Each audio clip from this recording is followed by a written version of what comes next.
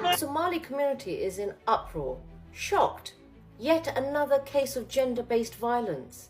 Yet another man who is misogynistic, sadistic at his core, thinks it's justifiable that he takes revenge, tortures, blackmails, humiliates a woman, his ex-wife.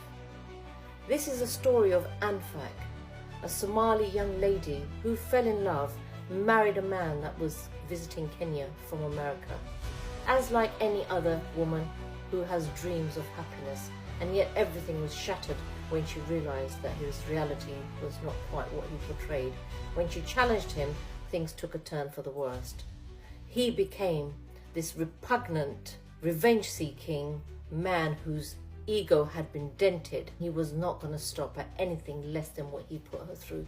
He had her abducted, he had her gang raped, he had her hair cut off, he had the whole event videoed. He smirked. He released this video for the public domain. She was betrayed not by him alone, by her family, by society.